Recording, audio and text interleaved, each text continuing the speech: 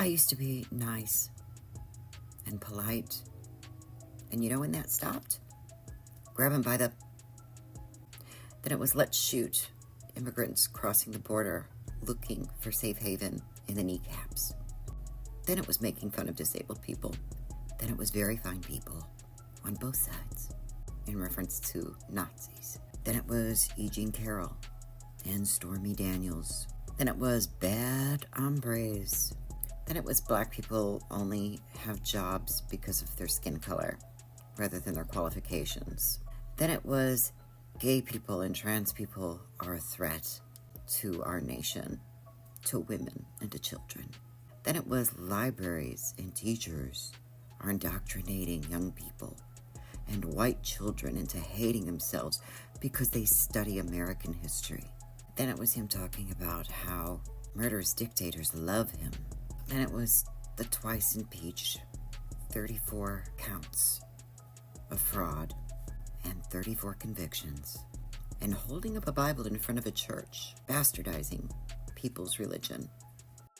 Maybe it was, I'm going to march down there with you, while thousands of hopeful new Confederates stormed the Capitol building under his instruction. His and his acolytes sitting in seats of power that attempted a coup and to usurp your voice, to prevent anybody else from being in power but one of them. And now they're all free. They're being hailed as heroes.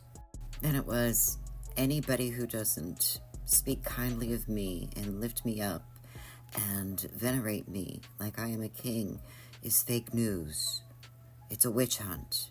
You're paid protesters. George Soros is giving you a check. That'd be Elon Musk, honey. Maybe it was the CEO of Red Hat chanting, lock her up, send them back, when it came to anybody of a different race or ethnicity. Maybe it was the stripping of all war heroes, including and especially women and people of color, from the Arlington National Cemetery and the military database. Maybe it was the absolute fear of having the word gay on an airplane, like the Enola Gay, or the closure of the Freedom Museum in Alabama, where Rosa Parks refused to sit in the back of the bus. Maybe it was the re-erection of Confederate statues all over the country. Maybe it was the Liberate Michigan, Liberate Wisconsin, and encouraging those people to attack the rest of us who were smart enough not to follow you. Could also be the criticism of teachers and scientists, and it was let's attack a sovereign nation. Why aren't you wearing a suit? The destruction of the environment, the demonization of a war-torn country like Palestine, and the complete and utter disbelief that anybody could disagree with you. Because if they did, as many of us do, we have a disease. To manufacture a fake disorder simply to discredit and embolden your followers to attack us. You're not going to gaslight me, and a lot of the country isn't going to let you gaslight them either. You're a fraud, and we see it for what it is. So for Texas and Florida that keep saying they want to secede from the United States, they want to go independent, they don't want to be a part of America anymore, you're a tumor. Goodbye.